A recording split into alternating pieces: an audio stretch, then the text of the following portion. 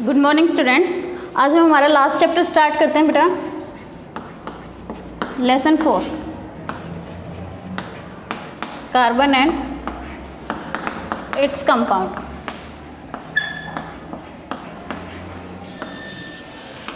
Carbon and its compound.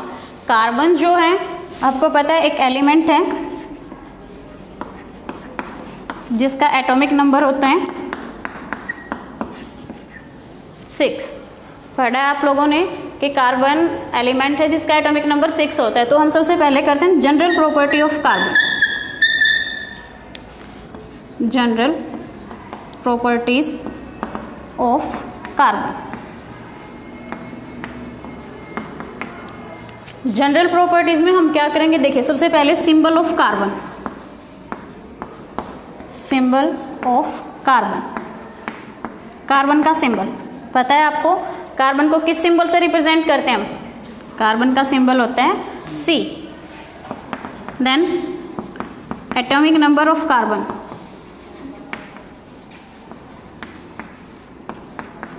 Carbon का atomic number कितना होता है 6। फिर बात करते हैं हम atomic mass of carbon. Atomic mass of carbon. Atomic mass carbon का होता है 12, क्योंकि मैंने आपको बता रखा है कि जो एटॉमिक मास है वो किसके बराबर होते हैं। Atomic mass of an atom is equal to किसके बराबर होता है atomic mass? Number of proton plus number of neutron. ठीक है, atomic mass is equal to number of proton plus number of neutron. And atomic number वो किसके बराबर होते हैं? नंबर ऑफ प्रोटॉन के बराबर या फिर नंबर ऑफ इलेक्ट्रॉन के बराबर। क्लियर है ये चीज़? देखो एक बार कि एटॉमिक मास किसके बराबर होगा? Number of proton plus number of neutron के बराबर। और एटॉमिक नंबर किसके बराबर होता है भाई? नंबर ऑफ प्रोटॉन और नंबर ऑफ इलेक्ट्रॉन के बराबर। क्योंकि जब हमने एटम की स्ट्रक्चर की थी तो वहाँ पे बताया गया था आपको कि किसी भी एटम के अंदर नंबर ऑफ प्रोटॉन जो है that must be equal to number of electron. Number of proton आपके एटम के अंदर प्रेजेंट होते हैं, प्रोटॉन एटम के अंदर प्रेजेंट होंगे न्यूक्लियस में और इलेक्ट्रॉन उसके बाहर रिवॉल्व करते हैं। तो यहाँ से देखिए अगर हम कार्बन के नंबर ऑफ प्रोटॉन, इलेक्ट्रॉन और न्यूट्रॉन देखते हैं, नंबर ऑफ इलेक्ट्रॉन, तो नंबर ऑफ इलेक्ट्रॉन कितने होंगे कार्बन के अंदर? 6। नंबर ऑफ प्रोटॉन, अब इलेक्ट्रॉन 6 हैं तो प्रोटॉन भी 6। और नंबर ऑफ न्यूट्रॉन कितने हो जाएंगे? न्यूट्रॉन भी 6 हो जाएंगे, क्योंकि यहाँ से देखिए formula atomic mass is equal to number of proton plus number of neutron. तो अगर आपको न्यूट्रॉन निकालने हैं तो आप क्या करेंगे? Atomic mass minus number of proton. तो एटॉमिक मास कितना था हमारे पास? 12 माइनस नंबर ऑफ प्रोटॉन 6। तो नंबर ऑफ न्यूट्रॉन भी कितने बच गए? 6 बच गए हमारे पास। उसके बाद लिखते हैं हम इसका इलेक्ट्रॉनिक कॉन्फ़िगरेशन।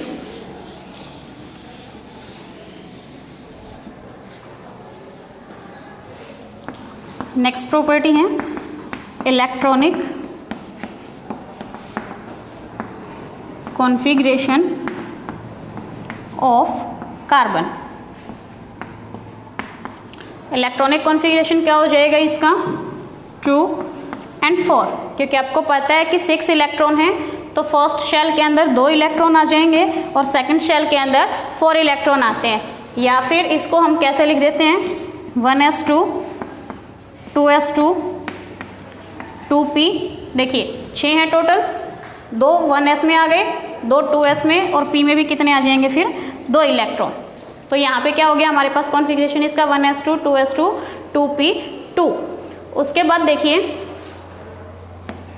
इलेक्ट्रॉनिक कॉन्फ़िगरेशन हो गया। फिर हम लिखते हैं इसके आइसोटोप। आइसोटोप क्या होते हैं? Isotope are the substance which has same atomic number but different atomic mass कि आइसोटोप बार बार कर रखा है हमने जिसका एटॉमिक नंबर सेम होते हैं बट डिफरेंट एटॉमिक मास। ठीक है, तो कार्बन के दो आइसोटोप होते हैं, एक तो 6C12 और दूसरा क्या होता है 6C14। दो आइसोटोप क्या क्या हो जाएंगे 6C12 और 6C14। आइसोटोप में सिर्फ क्या चीज़ डिफरेंट होती है, आइसोटोप के अंदर डिफरेंट होते हैं नंबर ऑफ न्यूट्रॉन। देखिए इसके केस में अगर हम नंबर ऑफ न्यूट्रॉन निकालते हैं, नंबर ऑफ न्यूट्रॉन कितने होंगे यहाँ पे, number of neutron atomic mass minus number of proton, तो नंबर ऑफ न्यूट्रॉन कितने बचेंगे 12 माइनस 6 और इस केस में नंबर ऑफ न्यूट्रॉन क्या हो जाएगा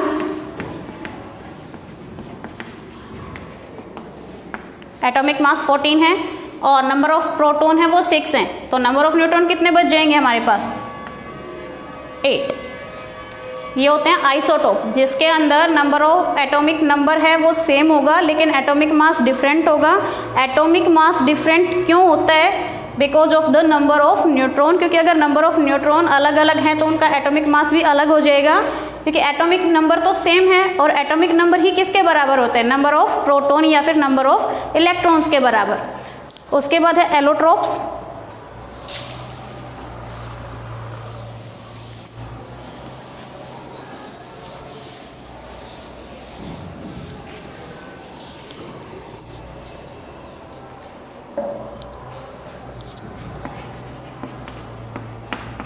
एलोट्रोप्स, एलोट्रोप्स और आइसोटोप में आप लोग कई बार कंफ्यूज हो जाते हैं। आइसोटोप अभी हमने किया कि जिसका एटॉमिक नंबर सेम होता है और एटॉमिक मास डिफरेंट होते हैं। एलोट्रोप्स क्या होते हैं कि different form of the same atom, कि एक ही एटम है उसके जो अरेंजमेंट इस टाइप से हो जाती है कि वो अलग अलग फॉर्मेशन दे देते हैं, कैरेक्टर अलग अलग हो जाते हैं उसके, तो उसी को हम क्या बोल देते हैं allotropes, different form of the same atom. तो जो एलोट्रोप्स है कार्बन के 3 एलोट्रोप्स होते हैं, 3 कौन कौन से होते हैं, एक तो ग्रेफाइट सुना भी होगा आप लोगों ने, दूसरा diamond and the third is fullerene. These are the 3 allotropes of carbon. 2 isotope होते हैं 6C12 और 6C14 और 3 क्या होते हैं एलोट्रोप्स, ग्रेफाइट, डायमंड और फुलेरिन। इन तीनों के बारे में हम ब्रीफली डिस्क्राइब करेंगे, लेकिन अभी सिर्फ आप नाम याद कीजिए कि 3 एलोट्रोप्स होते हैं कार्बन के, ग्रेफाइट, डायमंड और फुलेरिन। उसके बाद है nature of bonding. Nature of bond कि जो कार्बन है वो कैसा बॉन्ड बनाता है। अभी तक आपने 3 टाइप के बॉन्ड पढ़े हैं, the one is ionic, the second is covalent and the third is coordinate bond.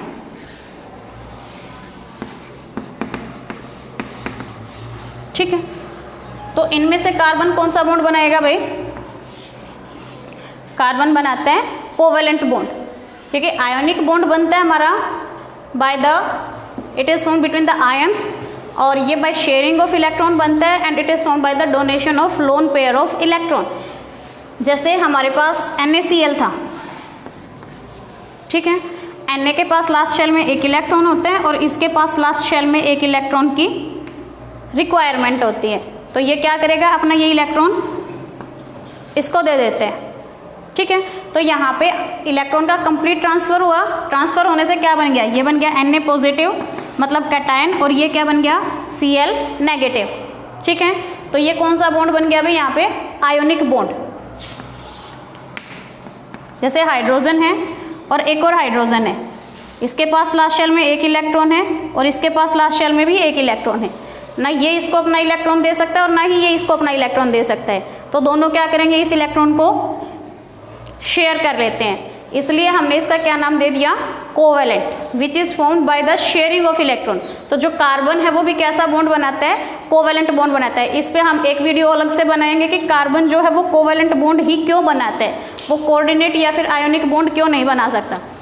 उसके अलावा जैसे NH3 किया था हमने, NH3 + BF3, तो यहाँ पे हमने किया था कि जो NH3 है इसके पास एक लोन पेयर एक्स्ट्रा होते हैं और इसके पास लोन पेयर की कमी, तो ये अपने दोनों इलेक्ट्रॉन इसको दे देगा और क्या बन जाएगा यहाँ पे एक कोऑर्डिनेट बॉन्ड जिसको हम एरो से रिप्रेजेंट करते हैं। ठीक है, ये कोऑर्डिनेट बॉन्ड बनता है, लेकिन इस चैप्टर में हम ब्रीफली सिर्फ कौन सा बॉन्ड डिस्क्राइब करेंगे भाई, covalent bond. So these are the general properties of carbon atom, its atomic number, atomic mass, allotropes, isotope, nature of bonding and number of proton, electron, neutron etcetera. और जो बाकी बच गया हमारे पास इसके एलोट्रोप्स की डिस्क्रिप्शन एंड दिस टॉपिक, वो हम नेक्स्ट वीडियो में डिस्कस करते हैं। Thank you.